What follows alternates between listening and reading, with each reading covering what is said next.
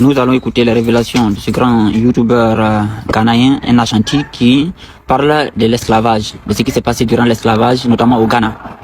Par la suite, je vais réagir et expliquer certaines choses en français. Mais écoutez d'abord, après on en reparle.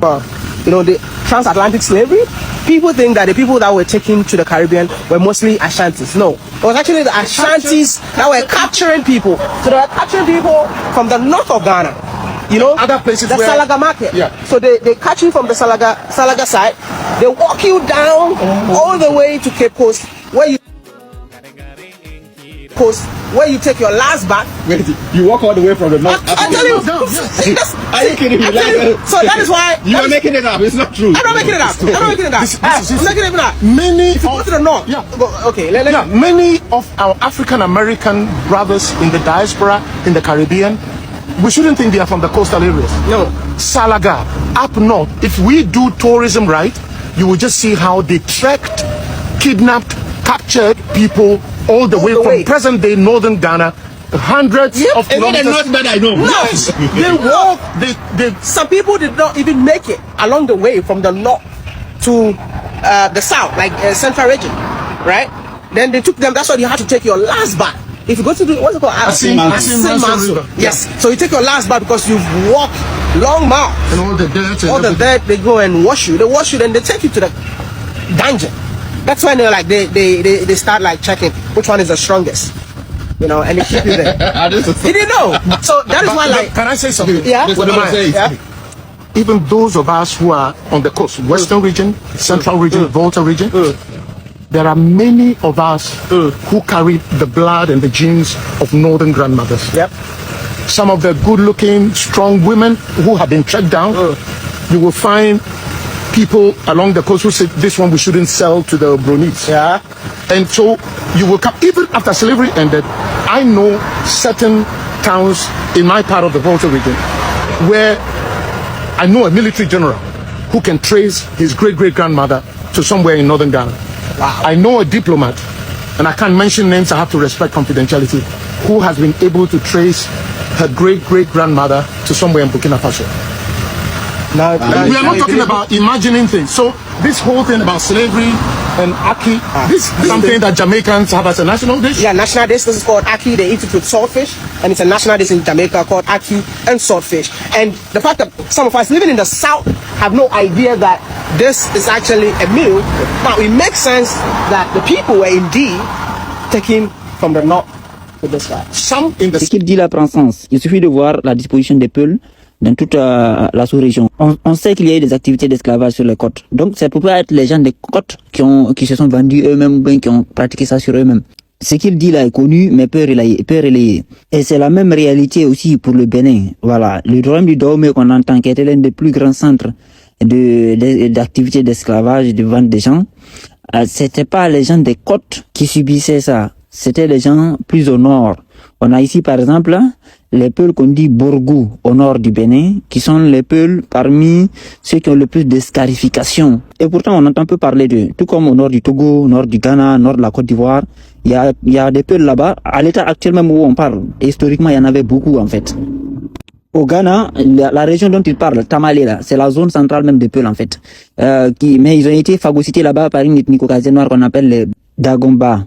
Voilà. Donc maintenant, quand on regarde ici sur la carte la disposition du peuple Peul à partir du Soudan jusqu'à la Mauritanie, il est clair que la victime essentielle dans tout ça, ça a dû être le Peul.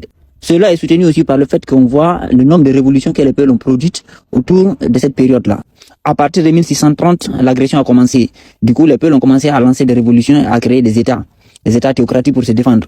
Et il faut savoir que l'agression aussi venait du haut aussi, voilà, venant du Maghreb aussi, notamment de l'Empire ottoman vers 1650 en Libye. Et c'est aussi la zone appelée pays Peul aujourd'hui qu'ils appellent Negroland.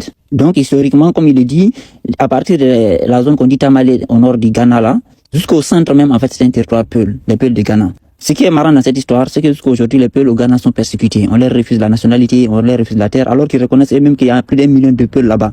Voilà, historiquement parlant, ils sont présents là-bas depuis toujours. Ça veut dire que les mêmes victimes que eux-mêmes ils reconnaissent, les mêmes peuples que eux-mêmes reconnaissent avoir persécuté, les persécutent encore aujourd'hui, tout comme au Mali, au Burkina, au Niger, on persécute toujours le même peuple, en fait, qu'ils ont combattu durant la colonisation, qu'ils ont combattu au temps de l'invasion première, aux alentours de 1600. Et ces Ashantis-là, on va voir qu'en réalité, ce sont des Caucasiens noirs. C'est des gens venus du Caucase, de la Grèce antique. On le voit à travers leurs habillements déjà. Et on voit que le plus ancien palais d'un roi Ashanti, ça a été fait en 1874 avec les Blancs. On le voit dans leur culture, leur façon de s'habiller, c'est la Grèce antique. Voilà. D'ailleurs, Kwame Nkrumah appartenait à ce groupe ethnique-là. Ils ont le culte du phallique, tout comme en Grèce antique, qu'on retrouve aussi chez les Yoruba. C'est tous les peuples venant du Caucase, de l'ancien Caucase. Voilà, c'est les gars du Dahomey. Et le culte du vin aussi, qui était sacré dans la Grèce antique. Ils avaient le dieu Dionysos, dieu du vin. Et eux aussi, ils font toujours les libations. Ils n'ont aucune pratique sacrée sans avoir du vin. Donc, ils ont la même culture, les mêmes façons de s'habiller, la même corpulence, le même physique. C'est exactement les mêmes. Ils ont aussi les pratiques qu'on retrouve dans la Grèce antique et du Caucase. Voilà, les cultes du wubisme.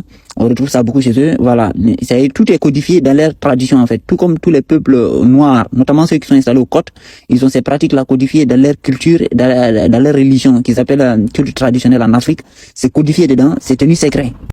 Évidemment parce qu'ils ont trouvé dans l'environnement un puissant peuple musulman. Il faut savoir que le nord du Ghana est historiquement très très musulman. Parmi les mosquées les plus anciennes de l'Afrique de l'Ouest, c'est là-bas que ça se trouve. Mais ils ont tout fait pour récupérer la religion aux mains des peuples au Ghana. Ils ont repris le contrôle de la religion au sud. Et maintenant, vous voyez, ils ont fait une mosquée qui est la réplique exacte de la mosquée ottomane en Turquie. Et c'est eux-mêmes qui le disent, hein, la mosquée d'Istanbul ottomane, la mosquée historique, la mosquée bleue, c'est la réplique exacte qui a été faite au Ghana actuellement. Donc ça indique bien la parenté des gens qui viennent de l'Empire ottoman, ça veut dire que de la zone de la Turquie et de la Grèce antique en fait. C'est une réplique exacte de la même mosquée qu'ils ont fait au Ghana. Or, quelle est la logique dans cette affaire? Vu que le Ghana n'est pas connu pour être un pays particulièrement musulman. En réalité, c'est pour installer leur islam ottoman. Cette histoire permet aussi d'expliquer beaucoup d'anomalies qu'on constate aux côtes de l'Afrique. Parce qu'en réalité, on voit beaucoup de localités autour des côtes ou proches des côtes qui ont des noms à consonance peul, mais qui aujourd'hui n'abritent plus de peul. On a Fouta au Congo-Brazza, Niali qui signifie grande vache. Au même Congo-Brazza, on a Foutila. Au même Congo-Brazza, on a Djambala, qui vient de la paix de Bala au Congo-Brazza. Au sud-ouest du Cameroun, à côté du Nigeria, on a Modemba, on a Kumba. Dans des zones qui sont pas censées abriter les peuples, on a Dja, on a Matanani. Et de l'autre côté de la frontière, au Nigeria, on a Calabar, là où les populations qu'on appelle les Efik sont venues s'installer. Voilà, là on appelle Cross River. Juste à côté du Cameroun, là où la population qu'on appelle Efik. Et la zone avait été appelée Calabar par Djogo Kao. Djogo Kao, c'est un nom typiquement peul qui signifie oncle Djogo. Maintenant, le gars, il a appelé là-bas Calabar, qui signifie tous les barils. Maintenant, aujourd'hui, où sont tous ces barils qui étaient dans cette zone-là avant? On a le même scénario en Guinée, en Afrique de l'Ouest par exemple, là où les Malinké de Guinée qui colonisent aujourd'hui la Guinée sont installés. En fait, là-bas, c'était les gens qu'on appelait les Maures, des peuls qu'on appelait les Maures qui étaient là-bas. Les noms les plus anciens dans la région des consonances peuls comme Saraya, eux, ils sont centrés dans la zone où on appelle Sigiri. Mais on peut voir Saraya, Fulata, Malena, qui sont tous des noms à consonance peul. Saraya, Fulata, Tomboko, tout ça, ce sont des noms à consonance peul. Mais où sont ces morts-là aujourd'hui? Où ils sont? Puisque aujourd'hui, il y a que des Malinké là-bas. De même, au sud du Cameroun, vers la frontière avec la Guinée équatoriale et le Gabon, on retrouve des noms à consonance peul comme Dialobo. Dans les mêmes zones, on a des concentrations de noms peuls, comme ici Beng, Djoum, Diop, qu'on retrouve au Sénégal en fait, des peuls qui ont ces mêmes noms au Sénégal. Ici, on retrouve dans la même zone, la même concentration de noms, ce qui est improbable en fait. Et ça, c'est dans la zone frontalière avec le Gabon et la Guinée équatoriale. De même, on a la zone qu'on appelle Kumba, qui n'est pas familier des peuls du Cameroun, mais qui est très familier aux autres peuls. De même, au sud du Nigeria, on a par exemple Liptaka, qui fait référence au nom de Liptako, on a Kula.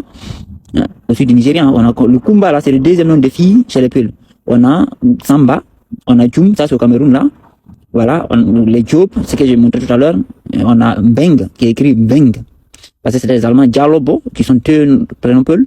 La réserve de Dja, c'est là-bas que les Pygmées sont actuellement. On a Sidibé, on a Dja, ça c'est le côté Nigeria. On a Baro, ça c'est le centre-sud. On a Djerebe, qui est au sud du Bénin. Adjara, qui est au sud du Bénin.